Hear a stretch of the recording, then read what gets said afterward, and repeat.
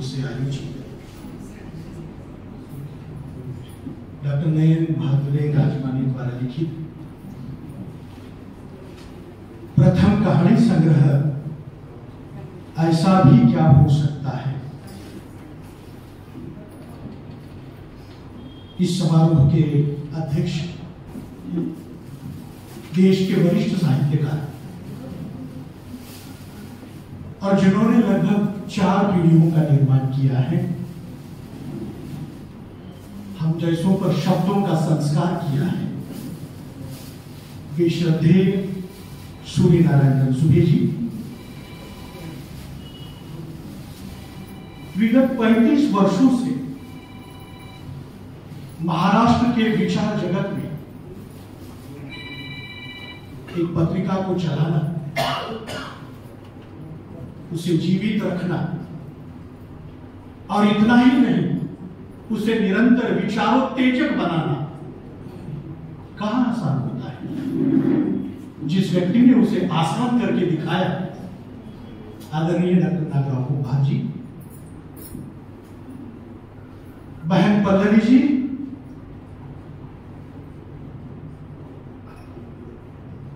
नयन राजमानी जी का व्हाट्सएप पर एक नाम आता है, साहित्य नयन। सचमुच वो साहित्य नयन है। अब तो सिद्ध भी हो गया। वैसे उन्हें सिद्ध करने की कोई लालसा नहीं थी, लेकिन उन्हें लगा कि मराठी में पहल की है तो थोड़ा शायद हिंदी की भी की जाए। तो जिनका हिंदी का पहला कहानी संग्रह प्रकाशित हो रहा है, डॉक्टर नयन भादुले राजमानी जी, मंच के सम्मुख अनेक गुरुवर विद्वज्जन बैठे हैं, उन सभी को सादर करना। मित्रों, नयन जी ने अपने वक्तव्य में एक बात कही है, उससे शुरू करते हुए अपनी समय सीमा में अपनी बात रखूंगा। रणसुभे जी छड़ी लेकर बैठे हैं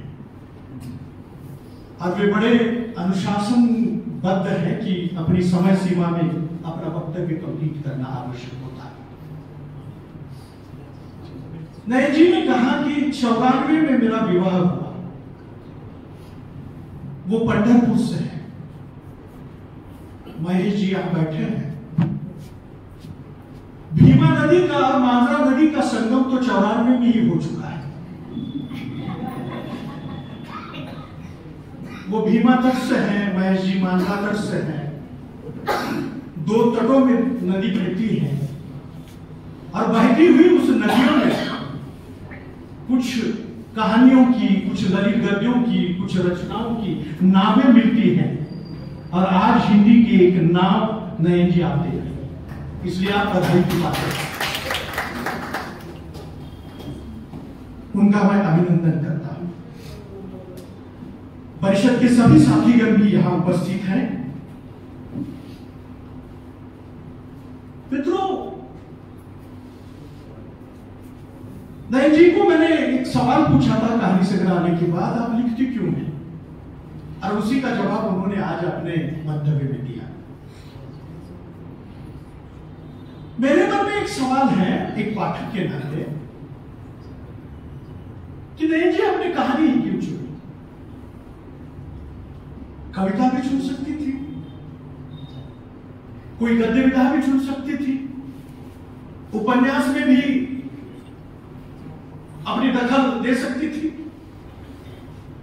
उन्होंने कहानी ही क्यों चुनी?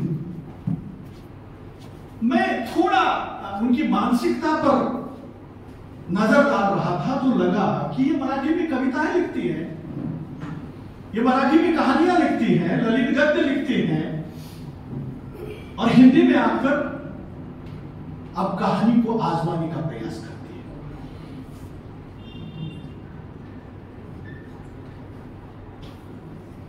रूस के एक लेखक है तुर्गनेव। तुर्गनेव ने कुभार सर अपने एक वक्तव्य में कहा था कि हम जो साहित्यकार हैं, हम जो लेखक हैं, गोगोल की एक कहानी है, उसके ही लेखक गोगोल ओवरकोट। तुर्गेनिव ने कहा था कि हम गोगल के ओवरकोट से निकले हुए लोग हैं। मैं तुर्गेनिव को यहां क्यों लेकर आ रहा हूं? नयन जी, आप मराठी के कोख से जन्मी हैं और हिंदी के आंगन में आप प्रवेश कर रही हैं। यह आंगन आपका स्वागत करता है। इसलिए यह महत्वपूर्ण मुझे लगता है, और मैं सोच रहा था कि कहानी ही क्यों। वैसे हर विधा का एक संरचना होती है, हर विधा की एक प्रकृति होती है, और लेखक जब लिखता है तो निश्चित रूप से एक फॉर्म उसके दिमाग में, एक विधा उसके दिमाग में, अनकॉन्शियस माइंड में काम करती है, अचेतन मन में काम करती है कि इसे किस फॉर्म में लेकर जाऊं, किस विधा में लेकर जाऊं। नयन जी, मुझे लगता है कि आपने कहानियां लिखना हिंदी में इसलिए शुरू किया क्योंकि आप जो कहना चाहते हैं वह अपने पात्रों के माध्यम से कहो, अपने पात्रों को आकार दूं, अपने पात्रों को हारमास के पुतले नहीं, अपने पात्रों को जीवंत मनुष्य बना दूं, और वह जीवंत मनुष्य की कथाएं लगे। और जीवंत मनुष्य की कथाएं जो मानव जीवन का चित्र होती है। प्रेमचंद को पुनः कोट करना चाहूंगा कि प्रेमचंद ने उपन्यास के बारे में कहा था कि उपन्यास मानव जीवन का चित्र है, चित्रमात्र है। यह वचन कहानी पर भी लागू होता है कि कहानी भी मानव जीवन का चित्र मात्र है। और सही मायने में यह अत्यंत महत्वपूर्ण है, ऐसा मैं मानता हूं। कहानी विधा को लेकर एक 2-3 बातें मैं रखना चाहूंगा, उसके बाद नयन जी की कहानी पर आऊंगा। मित्रों, 19वीं शताब्दी जब आधी बीत चुकी थी, तब तक साहित्य के लिए हमारे यहां काव्य ही शब्द पर्याय था। 1850 के बाद गद्य की शुरुआत होती है, पुनर्जागरण काल में गद्य की शुरुआत होती है। समूचा साहित्य पद्यमय साहित्य था और कविता को ही साहित्य कहा जाता था। कविता श्रव्य काव्य है और नाटक दृश्य विधा है। तो हमारे यहां जो भी परंपरा रही है वह सारी परंपरा या तो कविता की रही है या तो नाटक की रही है। और इन दो परंपराओं में अभिव्यक्ति हुआ करती थी और अभिव्यक्ति के माध्यम से अपने मनोभावों को, अपने विचारों को, अपनी संवेदनाओं को, अपने जीवनादर्शों को प्रस्तुत करने का प्रयास हुआ करता है। कहानी भारत में आई पश्चिम की देखा देखी में। यह कहा जाता है कि आधुनिक हिंदी साहित्य में यह रूप जो आया हिंदी में वो बंगला के माध्यम से आया और पाश्चात्य साहित्य से आया। बंगला भाषा में कहानी को गल्प कहा जाता है, अंग्रेजी में इसे शॉर्ट स्टोरी कहा जाता है और हिंदी में यह कहानी के नाम से प्रचलित हुआ। किस उद्देश्य से यह कहानी आई थी, किस उद्देश्य से यह विधा जन्म ले रही थी? उद्देश्य एक ही था कि एकाकी, निराश, हताश, अवसाद से भरे हुए मनुष्य के जीवन को हवा का ताजा झोंका दिया। उसके जीवन में जो एकाकीपन आया है, जो हताशा आई है, उसको दूर कर एक विशेष नहीं, आम मनुष्य के साथ उसे जोड़ने का प्रयास हुआ। इसलिए यह कहा जाता है कि कहानी किसे संतुष्ट करती है? कहानी तर्क बुद्धि वाले पाठक को संतुष्ट करती है। कहानी एकाकी मनुष्य को संतुष्ट करती है और वह कहानी ही होती है जो वैयक्तिक जीवन के अंधकार को मिटाकर उसके जीवन में प्रकाश के किरण पिरोती है। और ऐसा कहा जाता है कि कोई कहानीकार कहानी इसलिए लिखता है कि उसके पास एक ऐसा तबका है, एक ऐसा समाज का समूह है जो उपेक्षित है, जो जनसाधारण का है, सामान्य जीवन का है। इसलिए नयन जी की कहानियां छोटे छोटे विषयों को लेकर है। और मैं तो कहूंगा कि सामान्य मनुष्य पर लिखकर वह आज खास बन गई है। जो सामान्य मनुष्य हमारे आसपास है, उनको शब्दों में बांधने का काम, अज्ञेय की भाषा में कहूं तो शब्द और सत्य को एकत्र लाने का काम उन्होंने किया है। इसलिए इस कहानी संग्रह का स्वागत होना चाहिए, ऐसा मुझे लगता है। कहानी के नियम सिद्धांत निर्धारित किए थे पो नामक एक विचारक है, और उसने यह बताया था कि कहानी रचना के एक सुनिश्चित नियम है, उस नियमों में बंधकर हम कहानी लिखे।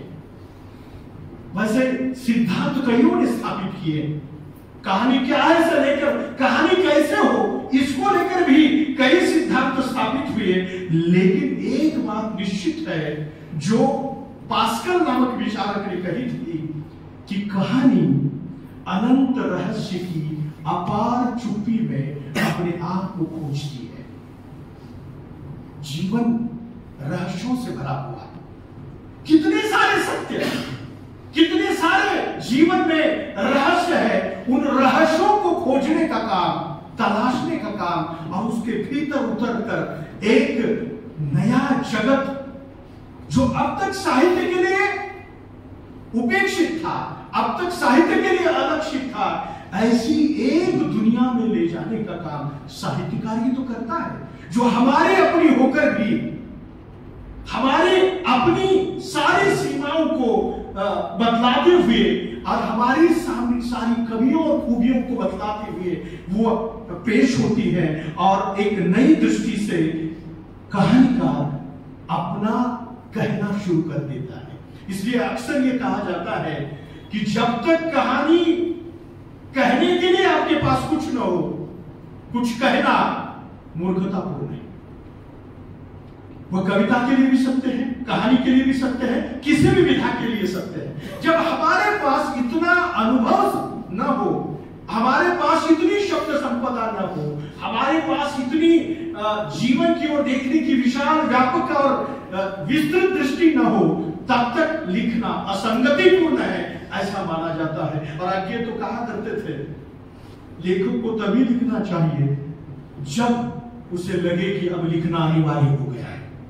नहीं तो उन्होंने कहा था आपके लिखने से कई सारे वृक्ष कटते हैं, क्योंकि ये कागज जो बनता है वृक्षों से आता है।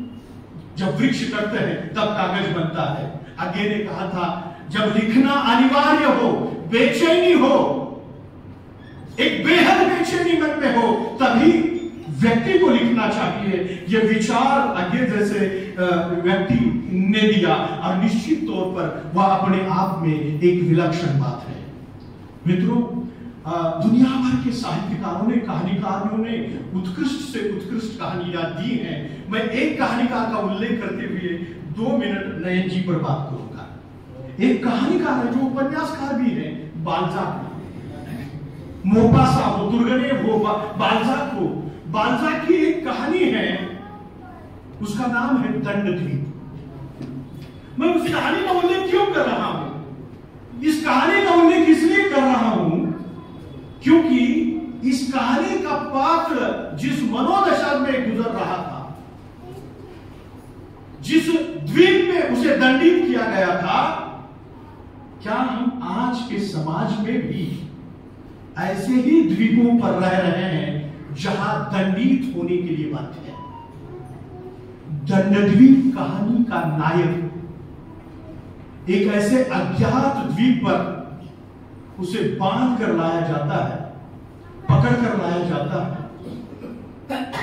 दृश्य ऐसा है कि उस सरकार की ओर से एक दंड विधान निश्चित किया गया है कि जिस व्यक्ति ने जो अपराध किया है वो अपराध उसके माथे पर दर्ज किया जाए, उसे कुरेदा जाए, उसे छापा जाए माथे पर। किसी ने चोरी की है, किसी ने डकैती की है, किसी ने भ्रष्टाचार किया है, किसी ने गलत व्यवहार किया है, दुर्व्यवहार किया है, अनाचार किया है। बालजाक की उस कहानी के नायक को ऐसे द्वीप पर लाया जाता है और उसको कहा जाता है क्या दंड दिया जाए। वो कहता है जो दंड विधान में है वो दंड दिया जाए, और उसके माथे पर उसका अपराध लिखा जाता है। उस अपराध का नाम होता है मैं अच्छा मनुष्य नहीं। जैसे ही उसके माथे पर वह अपराध के शब्द लिखे जाते हैं, वह जमीन पर बैठ जाता है और सोचने लगता है कि क्या सचमुच मैं अच्छा मनुष्य नहीं हूं। बालजाक ने हम सबको यह सोचने के लिए विवश किया है कि क्या हम अच्छे मनुष्य हैं। क्या सबके माथे पर लिखने की अब जरूरत आ गई है कि हम अच्छे मनुष्य बने, अब बेहतर मनुष्य बने और अच्छा मनुष्य बनने की कोशिश करें। जहां तक नयन जी की कहानियों का सवाल है, मैंने अपनी प्रस्तावना में ही साफ शब्दों में लिखा था कि इन कहानियों में हमारे आसपास का जीवन है, हमारे आसपास का परिवेश। कुल 17 कहानियां हैं, 17 में से 7 नायिका प्रधान कहानियां हैं, 2 चरित्र प्रधान कहानियां हैं, 3 संवाद प्रधान कहानियां हैं, 1 या 2 आत्मकथा प्रधान शैली में लिखी गई कहानियां हैं। इन कहानियों का वर्गीकरण मैं नहीं कर रहा हूं, लेकिन एक बात कहना जरूरी मैं समझता हूं कि नयन जी की ये कहानियां भारतीय समाज की समस्याओं को लेकर आती है। हम आज भी किन समस्याओं से जूझ रहे हैं। जिस कहानी का जिक्र पल्लवी जी ने किया, सोच कहानी, हम रूढ़िवादिता से बाहर निकले हैं क्या? एक कहानी का तो मराठी भाषी लोगों के सामने जिक्र होना बेहद जरूरी है, और वो कहानी है जो बहुत महत्वपूर्ण कहानी है, मराठी के एक कलाकार के जीवन पर लिखी हुई कहानी है। उस कहानी का नाम है उम्दा कलाकार, और उस कहानी के नायक है गणपत पाटिल, जो आजीवन मराठी फिल्मों में तृतीय पंथी का रोल निभाते आए। नयन जी बाकी कुछ हो न हो, लेकिन एक कलाकार के दर्द को आपने पकड़ा है, इसलिए आपको साधुवाद देता हूं। उम्दा कलाकार नामक उनकी कहानी, एक कलाकार की पीड़ा जो सदैव मुखौटा धारण करके जीता है, उस मुखौटे के पीछे छिपे हुए मनुष्य को आपने खोजा है, उस मनुष्य की पीड़ा को आपने खोजा है, और वो निश्चित रूप से सराहनीय नहीं, अभिनंदनीय है, ऐसा मुझे लगता है। मित्रों, कई सारी कहानियों का उल्लेख हो सकता है, मैं उल्लेख अब टाल रहा हूं क्योंकि गुरुजी का भीतर से दबाव मुझे लगातार आगे बढ़ने के लिए प्रेरित कर रहा है। उनकी कहानियों की बड़ी विशेषता क्या है? उनकी कहानियों की बड़ी विशेषता है कि कोई पृष्ठभूमि नहीं, बिना लाग लपेट के, बिना पृष्ठभूमि बनाते हुए उनके पात्र सीधे आते हैं और हमसे मिलते हैं, हमसे बात करते हैं, हमसे संवाद करते हैं, हमसे बतियाते हैं। क्यों दुखी हो भाई? क्यों निराश हो भाई? क्यों बेचैन हो भाई? क्यों नादानियां कर रहे हो भाई? ये कहती है ये कहानियां, इसलिए ये कहानियां लिखी नहीं गई है, मुझे लगता है ये कहानियां बोलती ज्यादा है।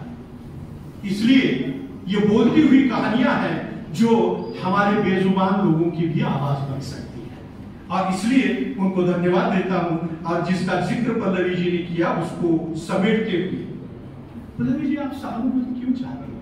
स्त्री है, हम इतनी सारी जिम्मेदारियां हैं, अमुक है, तमुक है। मैं पूरी विनम्रता के साथ कहूंगा, हो गया है एहसास। अब कितने साल करवाओगे एहसास? और कितने वर्षों तक करवाओगे एहसास? हम बराबरी, गैर बराबरी के खिलाफ है, बराबरी के साथ आगे बढ़ रहे हैं। तो ये सहानुभूति आज के दिन तो नए दिन को नहीं चाहिए। क्यों नहीं जी? स्त्री होने की सहानुभूति नहीं चाहिए। एक स्त्री ने जरूर कहा है, लेकिन सहानुभूति नहीं चाहिए। मैं ये कहना चाहता हूं अनामिका जी के शब्दों में, जो अंग्रेजी की प्राध्यापिका है, हिंदी में कविताएं लिखती हैं और देश भर में अपनी बातों के लिए चर्चित है। वे अनामिका जी अपने कहानी संग्रह में लिखती हैं, इन दिनों पुरुष सहमा सहमा सा है। इन दिनों पुरुष सहमा सहमा सा है, क्योंकि स्त्री ने लिखना, स्त्री ने सोचना शुरू किया है। बहुत बहुत धन्यवाद।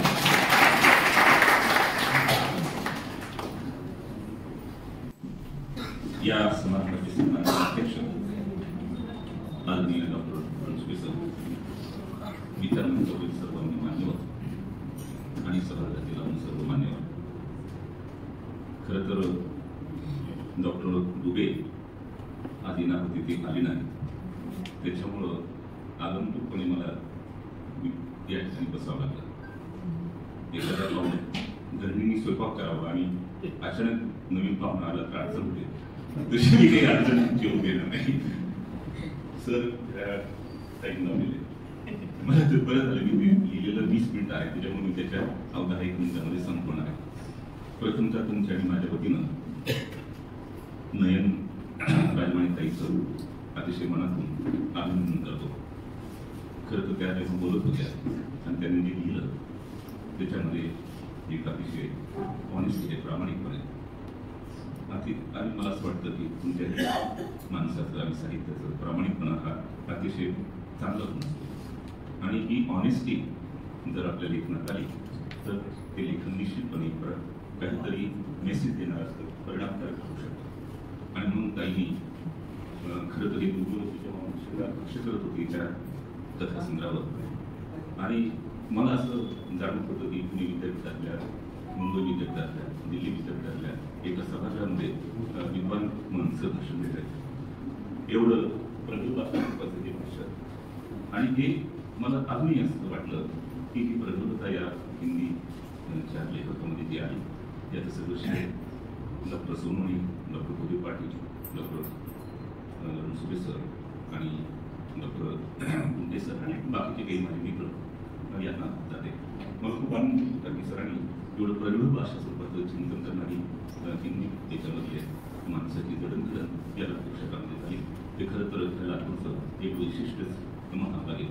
दुसरं असं की ही सगळी मंडळी विभूतीसह खूप चांगलं काम करत आहेत आणि ते काम खरं तर फार आवश्यक अशा स्वरूपाचं काम आहे. लेखिकेनं असं म्हटलं की मी का लिखते, मला रणसुभे सरांची एक मुलाखत दिली, विचारशाला करता जेव्हा त्यांच्यावर अंक झाला तेव्हा सर असं त्याच्यात असं म्हणतात की अस्वस्थ जेव्हा होतो लेखक तेव्हा तो व्यक्त होत असतो, आणि ती खरी आहे. मला ब्रिटिश फिलॉसॉफर रसेलचं एक वाक्य आठवतं.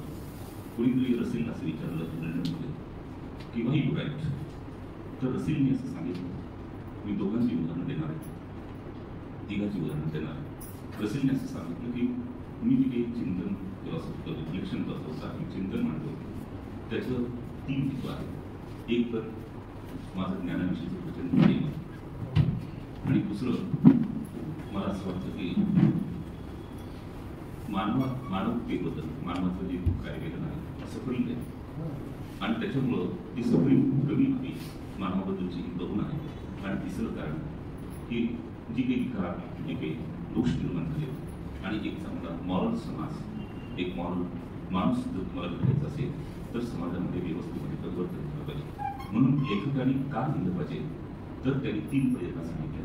एक तर ज्ञानाविषयीचे प्रेम असलं पाहिजे, मानवाविषयीची करुणा असली पाहिजे, आणि समाजामध्ये व्यवस्थेमध्ये बदल करण्याची इच्छाशक्ती असली पाहिजे. गांधींनी आत्मचरित्रामध्ये असं लिहिलं की का लिहिलं, त्याचा उल्लेख सतीशाला आज्ञेचा संदर्भ देऊन ते करायचं. गांधी असं म्हणाले, मी जे सगळं लिहितो ते सत्याचा शोध घेण्यासाठी, मानवी जीवनातलं आणि अवतीभोवतीचं जे काही वास्तव आहे त्याच्यामधलं जे सत्य शोधण्याचं माझं, त्याच्यासाठी मी ते सगळं लिहित असतो. दुसरं त्यांनी सांगितलं मी का लिहितो, तर मानवाची सेवा करण्यासाठी जो सर्व ह्युमॅनिटी त्या शब्दांनी त्या साहित्य कृतींनी ह्युमन सर्व्हिस होतेच तोपर्यंतचे खूप त्याचं मांडणी जात आहे. परंतु सेवेसाठी मानवी सेवेसाठी लिहितो. आणि तिसरं त्यांनी सांगितलं मला तेव्हा आवश्यकता असेल तेव्हाच मी लिहितो, जर गरज नसेल तर मी काही लिहित नाही. मला असं वाटतं काहींनी त्या पद्धतीनं ही सगळे लेखन केलेलं आहे. त्यांचं आपल्याला माहिती आहे की मराठीमध्ये त्यांचे 5 ग्रंथ प्रकाशित झाले. त्यांनी 5 ग्रंथाचं संपादन केलेलं आहे. त्यांच्या नावावर 35 शोधनिबंध आहेत. त्यांनी मराठीमध्ये आत्तापर्यंत 200पेक्षा जास्त लेख लिहिलेले आहेत. मला असं वाटतं एक अतिशय सक्षम अशा स्वरूपाच्या लेखिका म्हणून त्यांची प्रतिमा आज साहित्य विश्वामध्ये त्यांनी त्याबद्दल त्यांचं अभिनंदन. सरांनी रणसुरे सरांनी त्यांना आशीर्वाद दिला आहे आणि रणसुरे सर असं म्हणाले की एक प्रतिभासंपन्न अशा स्वरूपाची भविष्यातली ही हिंदी साहित्यातील लेखिका आहे. मला असं वाटतं ते खरं आहे.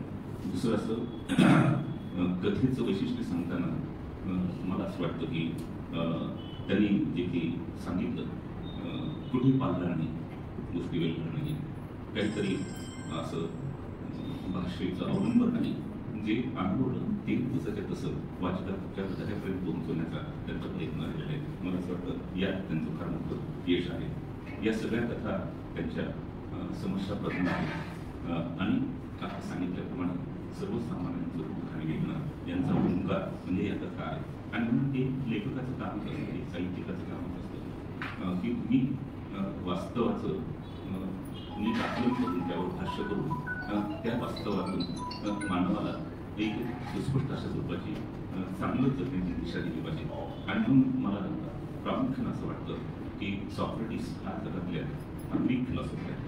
जगातल्या सगळ्या साहित्यिकांचा, जगातल्या सगळ्या विचारवंताचा, जगातल्या सर्व कलावंताचा तो आदर्श असला पाहिजे. याचं कारण असं की सॉक्रेटिसचं सगळ्यात महत्त्वाचं योगदान जर ते असेल तर सॉक्रेटिसनी दार्शनिक अशा स्वरूपाचं जे वैचारिक वातावरण होतं त्या काळामध्ये त्याच्या विरुद्ध त्यांनी बंड केलं आणि शाश्वत मूल्यांचं शिकवण देण्यासाठी अथक अशा स्वरूपाचे प्रयत्न केले. आणि म्हणून सॉक्रेटिसनी एक भूमिका घेतली जे कारभारी अशा स्वरूपाचं विचार तत्व मूल्य असतील ते सर्वसामान्य माणसाला समजून सांगणारे ते कसे खोल आहेत, अनुपयुक्त आहेत हे एकीकडे सांगणं आणि दुसरीकडे चांगलं जर करायचं असेल तर कोणती मूल्य तत्व विचार उपयोगाचं आहे ते सांगणं. आणि ते दुहेरी काम त्यांनी केलं आणि हे काम करत असताना एक खंबीर भूमिका घेतली. मूल्यांशी तत्वाशी कधीही तडजोड केली नाही. जेव्हा सॉक्रेटिसला युथ करप्ट नावाचं आरोप केला गेला आणि ते तत्कालीन न्यायदेवतेने त्यांना फाशीची शिक्षा दिली. प्लेटो अन्य शिष्य होते आणि त्यांनी सांगितलं की सर तुम्ही आमच्यासाठी फार मोलाच्या आहात, भौतिक वैभव आहात तुम्ही आणि तुम्ही पळून जा. तर सॉक्रेटिसचं एक वाक्य आहे, मी आयुष्यभर असं मानवजातीला सांगत होतो तो ओबे द रूल, तो ओबे द प्रिन्सिपल हे फार महत्त्वाचं असतं. आता जर मी तीच ओबे केलं तर मानवजातीच्या इतिहासामध्ये माझी प्रतिमा अशी चुकीच्या पद्धतीने लिहिली जाईल. मी माझं बलिदान केलं तरी चालेल पण माझ्या मूल्यांशी मी एक तडजोड करणार नाही. मला असं वाटतं मूल्यांशी, तत्वाशी, विचाराशी तडजोड न करता लेखकांनी लिहिलं पाहिजे. ते सत्याच्या शोधासाठी लिहिलं पाहिजे. मानवाचं जे काही सफरिंग आहे त्याची मात्रा कमी करण्यासाठी लिहिलं पाहिजे. बाकीच्या गोष्टी येतच असतात प्रतिष्ठेसाठी किंवा नावलौकिकासाठी, ते काही खरं नाही. खरं हेच आहे जसं सॉक्रेटिसने एक आदर्श ठेवला, मूल्यांशी तडजोड न करता मी माझे विचार प्रकट करणे. मला असं वाटतं की हे अतिशय महत्त्वाचं आहे. आज मला असं वाटतं साहित्यिकांनी मी तत्वज्ञानाचा विद्यार्थी आहे, कुलते सर त्या कॉलेजमध्ये शिकले, मी त्या कॉलेजचा विद्यार्थी आहे. मी जेपर्यंत माझं साहित्य होतं मराठी तांबोळी सरांनी मला शिकवलेलं. परंतु एक गोष्ट अशी आहे की इकडचं आजचं जे देशातलं जे वातावरण आहे ते अतिशय अस्वस्थ करणार आणि अशा एक भीतीचं वातावरण, एक दमनाचं वातावरण, एक संशयाचं वातावरण देशात आहे. आणि अशा स्वरूपाच्या वातावरणामध्ये, भयानक आणि प्रगत वातावरणामध्ये साहित्यिकाने मौन धरण न करता मला असं वाटतं एक भूमिका देण्याची आवश्यकता आहे. आज जे काही येणारं फॅसिझम अशा स्वरूपाचं इकडच्या तिकडच्या गोष्टी नंतर बोलता येईल आपल्याला, परंतु आज ज्या आव्हानाला भारतीय समाज साधव जातो त्याच्यावरती भाष्य करणं, त्याच्या विषयीची भूमिका, स्पष्ट भूमिका घेणं आपलं अतिशय आवश्यक आहे. आणि म्हणून मला असं वाटतं की आज इकडचं तिकडचं न बोलता एक अतिशय सुस्पष्ट अशा स्वरूपाची भूमिका घेणं अतिशय आवश्यक आहे. आपल्याला माहिती आहे की आज अभिव्यक्ती स्वातंत्र्य विषयीचं एक दोन मुद्दे सांगून थांबणार. अभिव्यक्ती स्वातंत्र्याचा संकोच होतो. अभिव्यक्ती स्वातंत्र्यावरती कधी समाजाकडून कधी शासनाकडून प्रत्यक्ष अप्रत्यक्षपणे असे बंधन येतच असतात. परंतु आजच्या परिस्थितीमध्ये व्यक्त होण्यावर बंधनं फार मोठ्या प्रमाणामध्ये आज आपल्याला प्रत्यक्षपणे दिसतात आणि म्हणून याच्याविषयी भूमिका काय घ्यायची हे अतिशय आवश्यक आहे. जर तुम्ही व्यक्त झाला तर मात्र तुम्हाला एक दिलं जाणार नाही आणि झालाच तर तुम्हाला गोळी घातली जाऊ शकते. अशा स्वरूपाचं जर वातावरण देशामध्ये असेल तर मला असं वाटतं की आपण सगळ्यांनी संघटित होऊन जर अशी भूमिका घेतली देशाच्या साहित्यिकांनी विचारवंतांनी की नाही अशा स्वरूपाचं वातावरण आम्ही या देशामध्ये समाजामध्ये असू देत नाही. दुसरे फार मोठा अशा स्वरूपाचे इश्यूज आज निर्माण झाले त्याच्याविषयी भाष्य करणं आपलं काम आहे. आज खरं तर अतिशय माणसं तोडण्याचं काम आज समाजामध्ये चालू. समाजामध्ये इतकी विघटनाची प्रक्रिया झाली. जातीय अशा स्वरूपाचं वातावरण आज महाराष्ट्रामध्ये ज्या पद्धतीचं राजकारण चालू आहे, आज देशामध्ये जे काही राजकारण चाललेलं आहे असं नाही म्हणणार की इकडं काहीतरी देशात वास्तव वेगळं आहे आणि आपण काहीतरी हस्तिगंधी मरण फिरावून आपण काहीतरी भाष्य करतोय. मला असं वाटतं ते करणं आवश्यकच आहे, बेसिकच आहे, विधान पक्षाचं आहे. ज्ञान फार महत्वाचं म्हणजे त्याच्याबद्दल वादच नाही. परंतु आजची जी क्रायसिस आहे, प्रॉब्लेम आणि क्रायसिस याच्यामध्ये फरक आहे. प्रॉब्लेम कसे असतात की प्रत्येक समाजात प्रत्येक टप्प्यावरती असं असतं. उदाहरण प्रॉब्लेम ऑफ पॉवर्टी, अनएम्प्लॉयमेंट संदर्भात हा प्रॉब्लेम आहे, तो खूप दीर्घकालीन चालेल. क्रायसिस कसं असतो, आता उदाहरणार्थ तो इमिजिएट त्याला ट्रीटमेंट लागते, नाहीतर घात होऊ शकतो. एखाद्या डॉक्टरकडे समजा ताप आलेला रुग्ण गेला एक आणि 1 मिनिटानं दुसरा हार्ट अटॅकचा रुग्ण आला. डॉक्टर पहिल्यांदा कोणाला ट्रीटमेंट करेल? ज्याला ताप आली त्याला नाही ट्रीटमेंट करणार, त्या हार्ट अटॅकला त्याला ट्रीटमेंट करणार. This is a crisis. आज देशामध्ये प्रत्येक प्रॉब्लेम क्रायसिस होतो आणि अशा वेळेस साहित्यिक विचारवंतांनी म्हणून धारण करणं हे अतिशय चुकीचं आहे असं मला प्रामाणिकपणे वाटतं.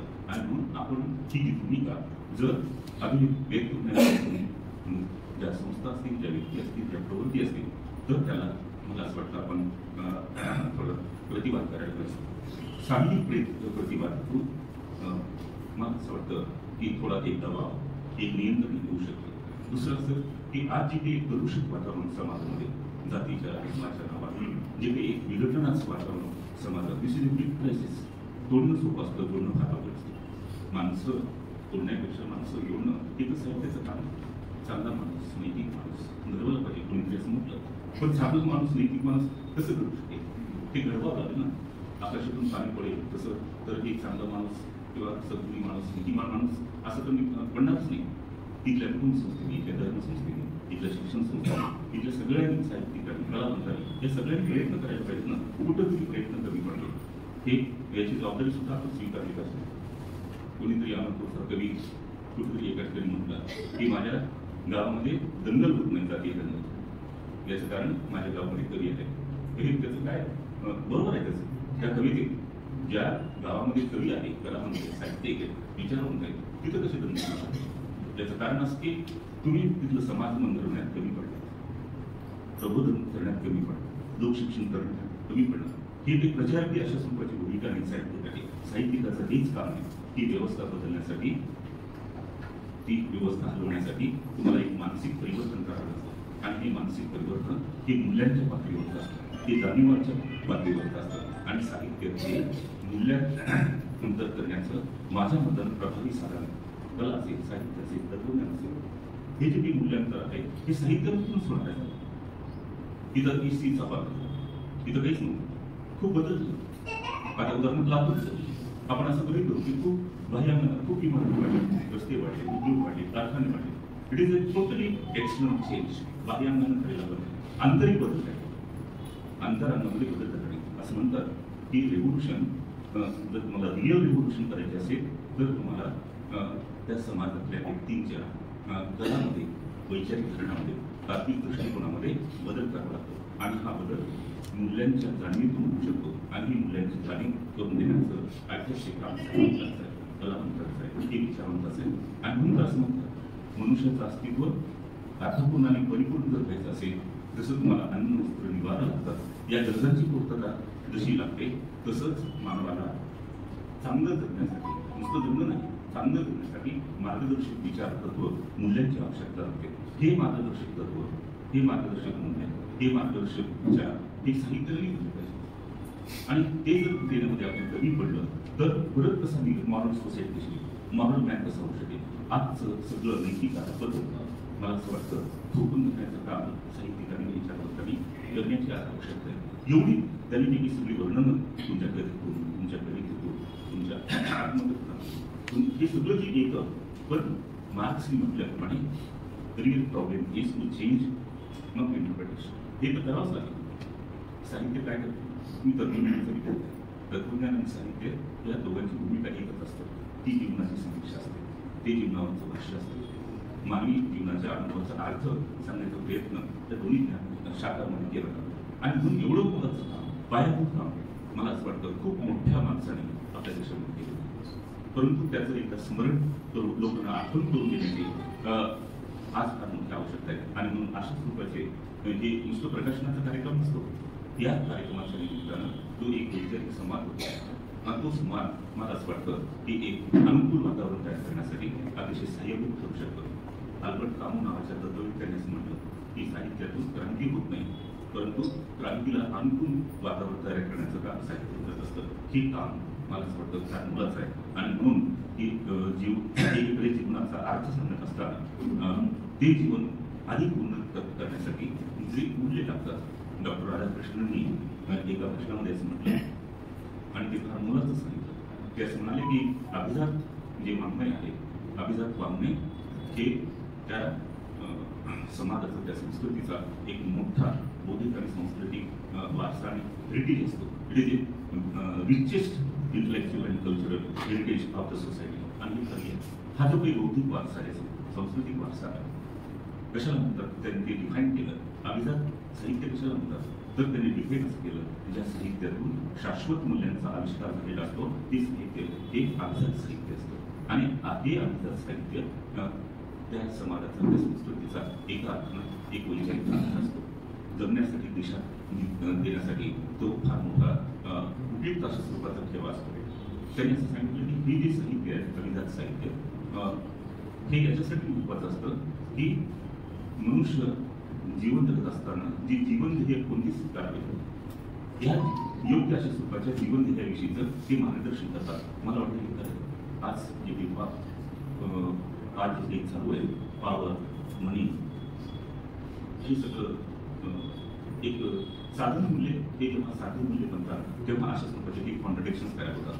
आणि म्हणून जीवनाचे ध्येय कोणते असावे, जगणे कोणते ध्येय करून जगावं याच्याविषयीचं मला अभिजात वाङ्मयामध्ये आपल्याला एक मार्गदर्शन मिळते असं त्यांचं होतं. आणि तिसरं एक त्यांनी सांगितलं, डॉक्टर राधाकृष्णननी सांगितलं, जेव्हा जेव्हा मानवी जीवन मनुष्याला असं वाटतं तो निराशा वैफल्यग्रस्त होतो, तेव्हा त्या निराशा अवस्थेमध्ये, वैफल्य अवस्थेमध्ये मानवाला एक नैतिक, एक बौद्धिक, एक मानसिक बळ देण्याचं काम साहित्य करत असतं.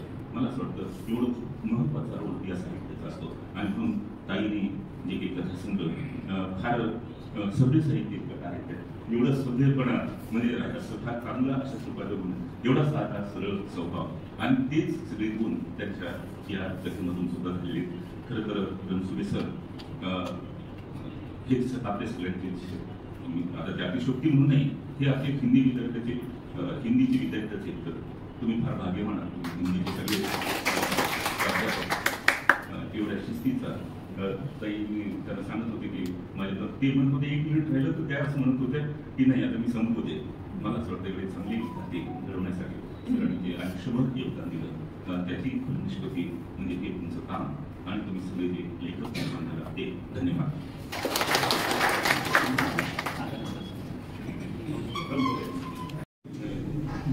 सभी गुरुवरे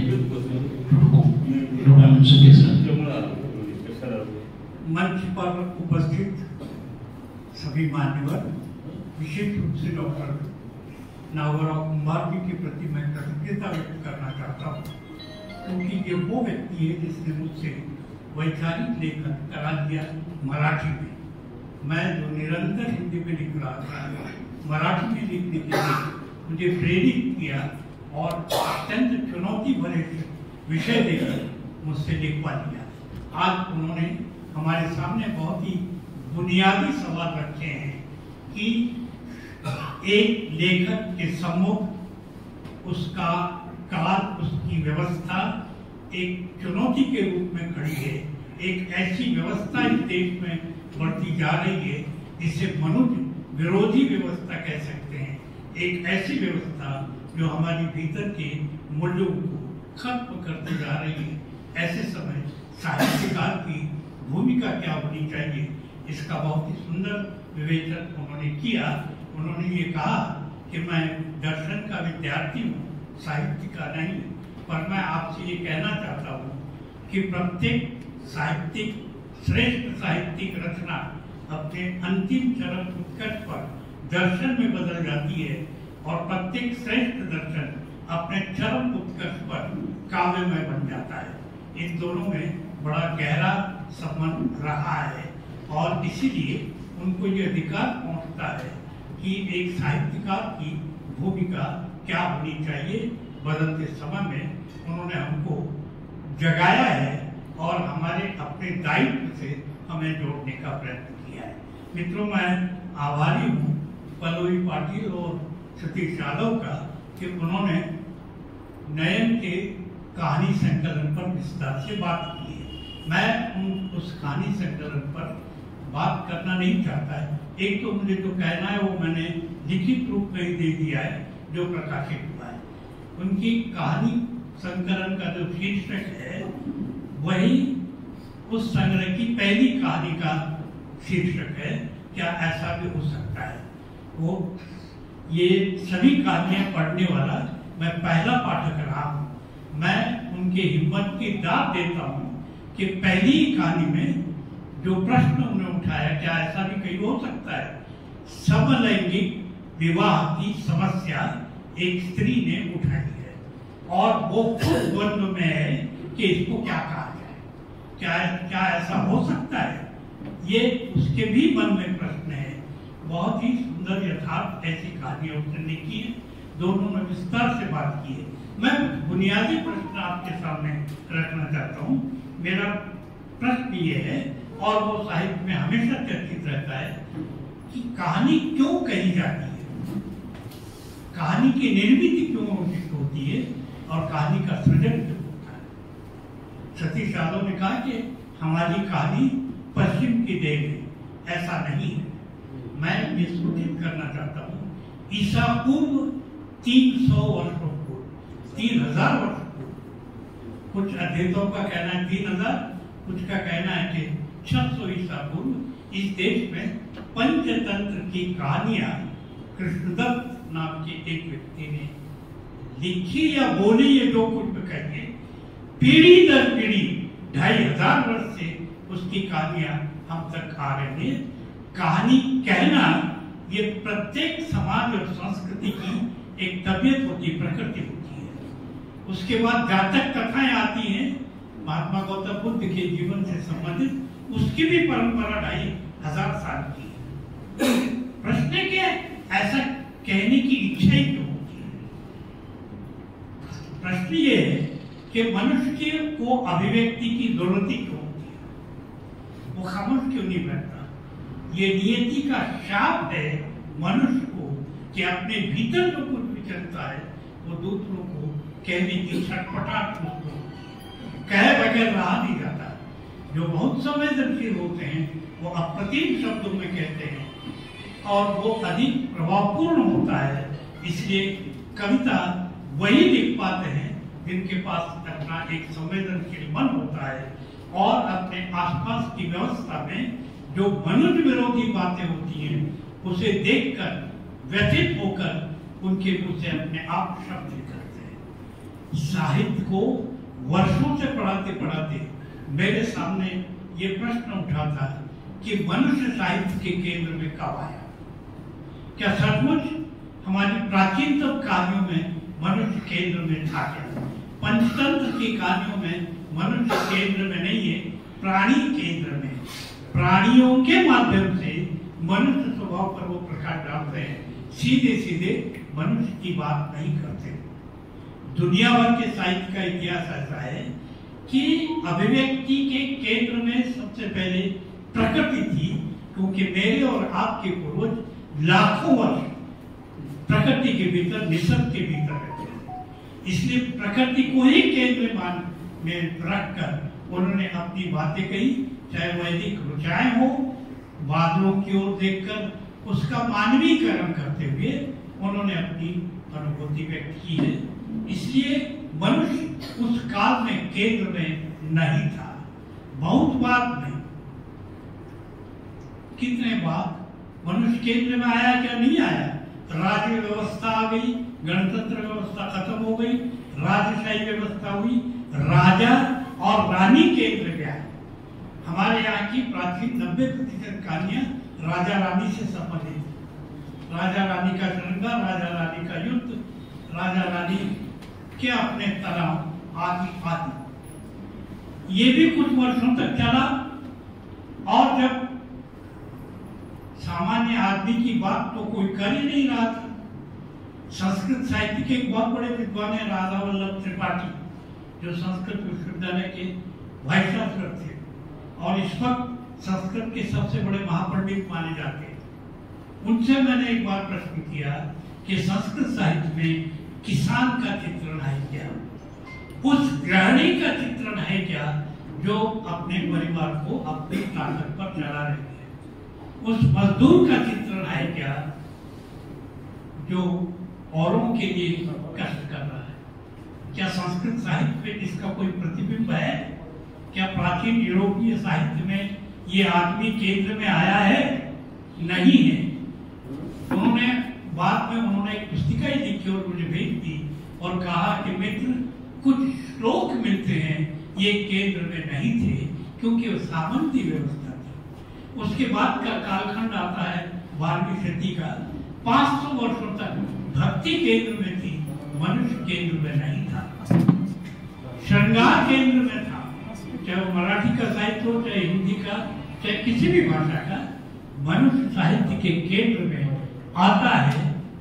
विश्व के सभी भाषाओं के साहित्य के केंद्र में मनुष्य आता है फ्रेंच राज्य क्रांति के बाद। यूरोप में जब मानव केंद्रित विचारधारा की शुरुआत हो जाती है तब।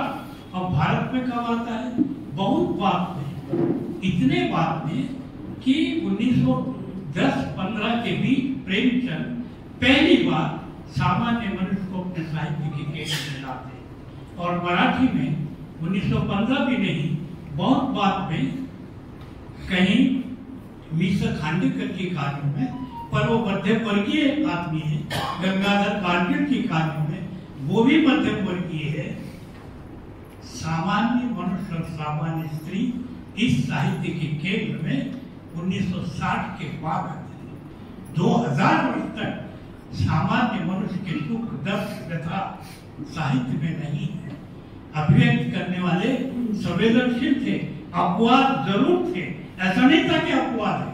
कालिदास के शाकुंतल की शकुंतला का दर्द विश्व की हर स्त्री का दर्द है, परंतु ये अपवाद है, केंद्र में वो नहीं है। और इसलिए केंद्र में जब वो आने लगता है तब सारा परिदृश्य ही बदलता है। और ये जो कहानी बताई जाती है, क्यों पढ़ाई, क्यों बताई जाती है? एक पीढ़ी ने अपने कार्यकाल में जो विशेष काम किया वो पीढ़ी दूसरी पीढ़ी को बताना चाहती है। ये अभिव्यक्ति की विषय मजबूरी है कि मैं अपने आसपास जो भी विशेष, आश्चर्यचकित, विद्रूप, कुरूप, बहुत सुंदर जो भी देखता हूँ वो मैं समकालीन लोगों तक पहुंचाना चाहता हूँ। और समकालीन लोगों तक पहुंचने के बाद पर्याय रूप से वो अगली पीढ़ी तक चला जाता है। ये सारी जद्दोजहद इसलिए है कि मेरे भीतर का जो कुछ भी है वो औरों तक पहुंचे। इसी जद्दोजहद के कारण, इसी छटपटाहट के कारण, नियति के इसी शाप के कारण नाटक लिखे जाते हैं, नाटक के प्रदर्शन होते हैं, कविता लिखी जाती है, क्योंकि हम कहे बगैर लिख नहीं सकते। बहुत वर्षों पहले मुंबई आकाशवाणी केंद्र से एक श्रृंखला चलती थी, लेखक को पूछते थे, मी का लिखो, मैं क्यों लिखता हूँ? उसके उत्तर बहुत अजीब अजीब आए। अधिकांश का ये कहना था कि मुझे जीना है इसलिए मैं लिखता हूँ। संवेदना का बोझ इतना अधिक है कि मुझे व्यक्त किए बगैर मैं रह नहीं सकता। अगर मैं व्यक्त नहीं किया तो फिर मैं पागल हो जाऊंगा या मर जाऊंगा। एक मजेदार किस्सा आपको सुनाता हूँ। रामानंद सागर जो उर्दू के बहुत बड़े लेखक और बाद में वो फिल्म व्यवसाय में आए, उनका एक उपन्यास है और इंसान मर गया। श्रीपाद जोशी ने उसका अनुवाद किया, आणी मानसाता उनका पढ़ता। इसके सृजन की कहानी बड़ी विचित्र है। रामानंद सागर देश विभाजन के बाद अनेक संकटों का सामना करते हुए भारत आए और यहाँ आने के बाद सब कुछ तो चला गया था। वो बीमार हो गए, टीबी हो गई, टीबी सेनेटोरियम में दाखिल किया गया, दवाएं दी जाने लगी, किसी भी प्रकार का कोई सुधार नहीं होने लगा। 1 महीना, 2 महीने, 3 महीने, सारे डॉक्टर परेशान हो गए कि क्या बात है, सभी पेशेंट पर टीबी से बाहर आ रहे हैं, इस पर कोई परिणाम नहीं हो रहा है। उसमें एक जवान डॉक्टर था जो रामानंद सागर के पास बैठकर उनसे बातचीत की और उसने एक किया, सारी दवाएं बंद कर दी, कागज का बंडल रख दिया, पेन रख दिया, बोले लिखना शुरू। और जैसे जैसे उसने लिखना शुरू किया वो टीबी की बीमारी से बाहर आए। संवेदना का इतना बड़ा मोह कि आदमी बीमार हो जाता है या मर जाता है। इसलिए आदमी कहने लगता है, अलग अलग रूपों में कहने लगता है। उसके आसपास जो लोग जीवन संघर्ष कर रहे हैं उसको वो कहानी का रूप देकर, इसलिए हमारे हिंदी की कवि भूपेन ने कहा कि साहित्य मनुष्य होने की तमीज है।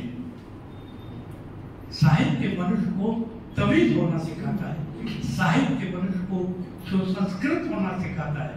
सुसंस्कृत होने का मतलब क्या है? संस्कृति की बड़ी सुंदर व्याख्या विनोबाजी ने की है। विनोबाजी ने कहा, भूख जब लग जाती है तो भूख लगना मनुष्य की प्रकृति है। पेट भर खाए हैं, कोई जगह नहीं है, गरम गरम गुलाब जामुन देख रहे हैं फिर भी खा रहे हैं, ये विकृति है।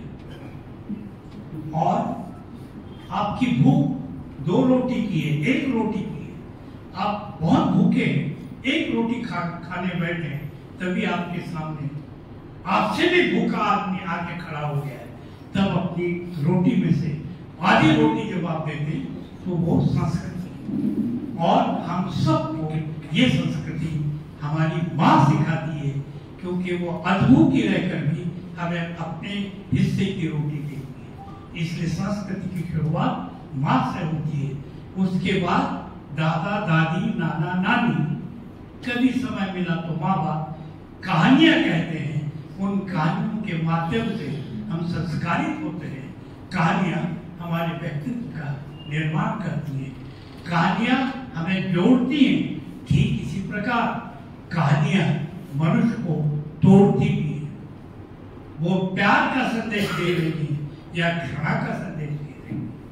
वो धर्म और धर्म के बीच फासला बड़ा कर रही है, जाति और जाति के बीच फासला बड़ा कर रही है, या जाति धर्म के परे जाकर मनुष्य को निकट ला रही है। सवाल ये है, और यहीं पर जैसे नागोरा कुब्बार ने कहा, लेखकी प्रतिबद्धता, लेखकीय कमिटमेंट की बात आ जाती है। आप किससे कमिटेड हैं, किस विचारधारा से कमिटेड हैं? अगर आप मनुष्य से कमिटेड हैं तो अपनी कहानियों के माध्यम से आप मनुष्य को निकट लाने की कोशिश करेंगे। कहानियां आत्म परीक्षण के लिए मजबूर करती है। माना ऐसा जाता है कि वही कहानी सर्वश्रेष्ठ होती है जिसे पढ़कर एक दूसरी कहानी पाठक के मन में शुरू हो जाती है। वो कहानी सर्वश्रेष्ठ मानी जाती है जो मनुष्य की नींद खराब कर देती है, उसको आत्मसंघर्ष करने के लिए प्रेरित करती है, उसको आत्म परीक्षण करने के लिए प्रेरित करती है। ये सारे सवाल बहुत सूक्ष्म रूप में आपने मैंने रखा। अब एक बहुत महत्वपूर्ण प्रश्न मेरे मन में निर्माण होता है, और विशेषता नयन की कहानियों को पढ़ते समय या महिलाओं की कहानियों को पढ़ते समय, वो ऐसा ये सवाल उठने का एक कारण था किसी हिंदी भाषी प्रदेश से एक थीसिस मेरे पास जांचने के लिए आई थी। अब विषय वगैरह कुछ याद नहीं। परिशिष्ट में उसने उस लेखिका का साक्षात्कार लिया था। उसमें उसने एक प्रश्न पूछा, आप लिखते समय पूरी तरह से तनावमुक्त होकर लिखती हैं क्या? आप लिखते समय अपने को पूर्णतः मुक्त मानती है क्या? उस लेखिका ने इतना ईमानदारी पूर्वक जवाब दिया है और उसकी जो समस्या है मुझे लगता है इस देश की नहीं, एशिया के सभी लेखिकाओं की समस्या है। उसने कहा, बहुत ईमानदारी से मैं कहूँ तो मैं लिखती तो हूँ, लिखने के बाद मैं पढ़ती हूँ, फिर मुझे लगता है ये परिच्छेद पढ़कर जो मैंने लिखा है बहुत ईमानदारी से, मेरे ससुर क्या सोचेंगे, मेरा देवर क्या सोचेगा, मेरे पति के बारे में मुझे विश्वास है क्योंकि सीधी सी बात है कि वो मुझे पूरी तरह से जानते हैं, मेरे मायके के लोग क्या सोचेंगे, मेरे कहानी की नायिका की कुछ अंतर्गत सेक्सी समस्याएं मैं लिख रही हूं ईमानदारी से, परंतु मैं लिखने के बाद जब पढ़ती हूं तो मैं उसको काट देती हूँ क्योंकि मुझ पर यह तनाव होता है कि इतने परिच्छेद को लेकर मेरे चरित्र का पर्दाफाश हो सकता है।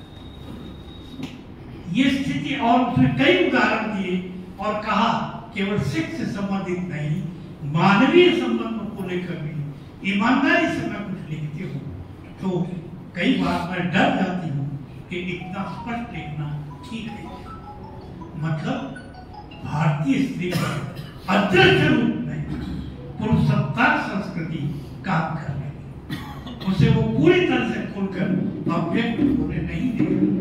अपवाद हो सकते हैं, अपवाद उर्दू की इस्मत चुगताई जैसी लेखिका हो सकती है। स्वतंत्रता पूर्व काल में जिनकी कहानियां अश्लील कहकर कोर्ट में केसेस हुए थे और इस्मत ने कोर्ट में कहा था, मैंने जो कुछ भी लिखा है वही लिखा है जो मैंने अनुभव किया है, जो मेरे समाज की सच्चाई है। ये कहने की भी तो हिम्मत है। मैं उस तमिल, अभी आधुनिक तमिल लेखिका को भी जानता हूँ जिस पर इतना दबाव था, परंतु उसको लिखने की बहुत ही परेशानी थी, लिख रही थी और उसने नाम बदलकर तमिल में लिखना शुरू कर दिया और डाक से भेजती रही, वो छप कर आने लगा। घर पर किसी को नहीं मालूम था कि ये कौन। इतनी ज्यादा प्रसिद्धि उसको मिली कहानियों को कि पत्रकार खोज करते हुए आए और पत्रकारों ने मूल बात कही कि ये वो स्त्री है। तब उसे जो परेशानियां हुई घर पर, वो शब्दातीत है। बाद में उसकी प्रतिष्ठा, उसको मिलने वाला पैसा वगैरह वगैरह के कारण कुछ थोड़ा बहुत परिवर्तन हुआ होगा, परंतु ससुराल वालों ने उसे कभी क्षमा नहीं किया। ये स्थिति है भारतीय लेखिका की। परंतु नयन ने जो कहानियों के विषय चुने हैं वो विवादग्रस्त नहीं है।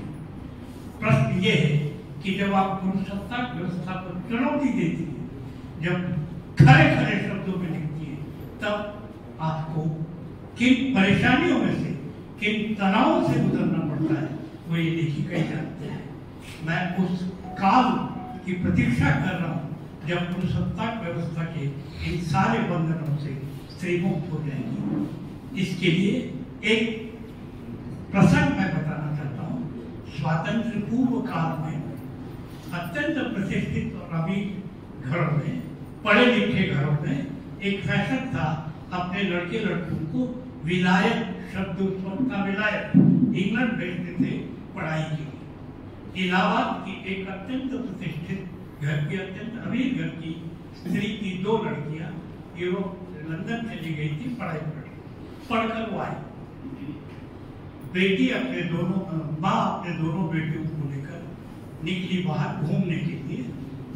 सड़क के दूसरे ओर उसने एक दृश्य देखा, एक देहाती आदमी बहुत तेजी से जा रहा था, उसके पीछे शायद उसकी पत्नी या उसकी पत्नी कंधे में छोटा बच्चा लेकर और कुछ वजनदार चीजें लेकर उस पुरुष के पीछे पीछे जा रही थी पति की। वो पीछे मुड़कर भी नहीं देख रहा था कि पत्नी कहाँ तक आई है कि नहीं। माँ ने देखा, उसने छोटी बेटी को पूछा, बेटी अगर तू आ रही थी तो क्या कर? तो बेटी ने जवाब दिया, मैं रहती तो मैं उस पुरुष के आगे जाती और उसको मेरे पीछे आने के लिए मजबूर करती। उसने बड़ी बेटी से पूछा, बड़ी बेटी ने कहा, माँ न मैं पीछे रहती न मैं आगे जाती, मैं साथ साथ चलती। ये साथ साथ चलने का वक्त अभी आया नहीं है, न कोई इंफीरियर न कोई सुपीरियर। ये साथ साथ चलने की यात्रा जब शुरू हो जाएगी तब स्त्री लेखन के क्षेत्र में मुक्त हो जाएगी। धन्यवाद।